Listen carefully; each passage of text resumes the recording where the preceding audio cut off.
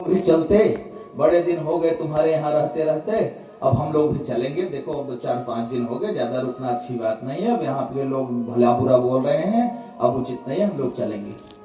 भगत बोला महाराज जैसे इतना दिन थे वैसे थोड़ी देर और रुको, मैं अपने पत्नी का दाह संस्कार करके आता हूँ, उसके बाद फिर आप लोग चले जाना, कोई बात नहीं, ठीक है।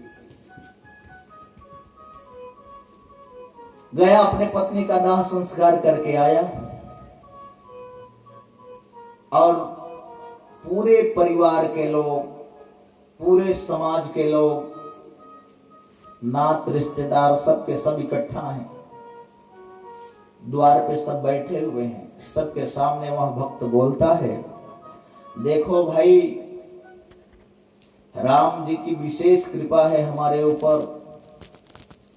बोले क्या, तुम्हारा सब कुछ छिन गया, अभी बोल रहे हो राम जी की विशेष कृपा है?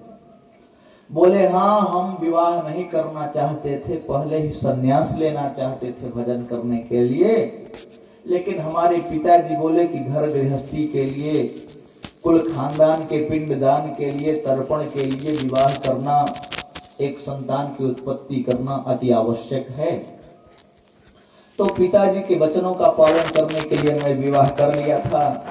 अब ये संत भगवानों की कृपा हो गई कि इन लोगों को आते ही हमारा सब कुछ छिन गया। मानो अब विशेष राम जी की कृपा है जो कि हमें पुनः संन्यास लेने का अवसर प्राप्त हो गया। कोई बंधन नहीं, न तो गाय है, न बैल है, न भैंस है, न परिवार है, न लड़का है, न पत्नी है, कुछ नहीं है। अब एकदम हम फुर्सत हो गए। अब रही बात, जो यह मेरा जमीन है और मेरा घर है, इसको आप लोग लेकर के धर्मशाला, स्कूल वगैरह धार्मिक कार्यों में उपयोग कर लेना। अब मैं तो इन्हीं संतों के साथ चला भजन करने के उद्देश्य से। तब भगवान भोलेनाथ बोले, वाह, मैं तुमसे प्रसन्न हूं। बोले प्रभु अब क्या प्रसन्न होगे, इतना सेवा किए आपका, अब तो चलो, उठाओ अपना कमंडल, हम भी आपके साथ में चलते, चलो। भगवान भोलेनाथ बोले किस लिए जाओगे? वह भक्त बोला भजन करने के लिए, भगवत प्राप्ति के लिए। बोले तुम्हें भगवत प्राप्ति यहीं पे मिल गई, हम तुम्हारा परीक्षा लेने के लिए आए थे और तुम परीक्षा में पास हुए, जाओ अपने घर में देख के आओ। गया अपने घर में, तो जिस पत्नी का, जिस लड़के का दाह संस्कार करके जला करके राख करके आया था, वो पत्नी वो लड़का उसके घर में मिले। भगवान बोले जाओ, जहां बैल और भैंस बांधते थे वहां भी देख लो। जिन बैलों को, मरे हुए बैलों को कुत्ते नोच नोच करके खा चुके थे, खत्म हो चुके थे, भैंस खत्म हो चुकी थी, वो जाकर के देखता है तो दोनों बैल और भैंस बंधे हुए हैं। तब वो हाथ जोड़ करके खड़ा हो गया, प्रभु ये क्या माया है? तब भगवान अपने असली स्वरूप में आए। शंकर जी और नारद जी अपने असली स्वरूप में उसको दर्शन दिए कि भगत मैं तेरा परीक्षा लेने के लिए आया था और तू परीक्षा में एकदम उत्तीर्ण हुआ भगत।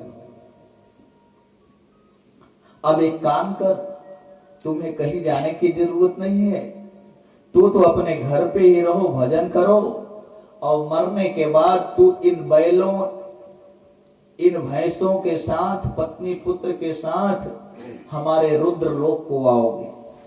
जाओ, मेरा आशीर्वाद है। पूरी समाज बैठी हुई है और कोई भगवान भोलेनाथ का और नारद जी का दर्शन नहीं कर पाया, लेकिन वह भगत अकेले ही शंकर जी का दर्शन किया, नारद जी का दर्शन किया, और किसी को दिखाई नहीं दिए। इतना कह करके नारद जी को लेकर के भगवान भोलेनाथ वहां से चले गए। तब वह भगत अपने लड़के को बुलाया, पानी ला करके सबको पिला दे, बैठे हुए हैं सब, दाह संस्कार करके आए तुम्हारे माँ का। अब लड़का पानी लेकर के आया, सब बड़े आश्चर्यचकित। तो सबको रहस्य बताया कि प्रभु की माया थी, हमारा परीक्षा लेने के लिए आए थे। कब किसका परीक्षा किस रूप में भगवान लेंगे कोई भरोसा नहीं है। बोलिए पानेश्वर महादेव की जय।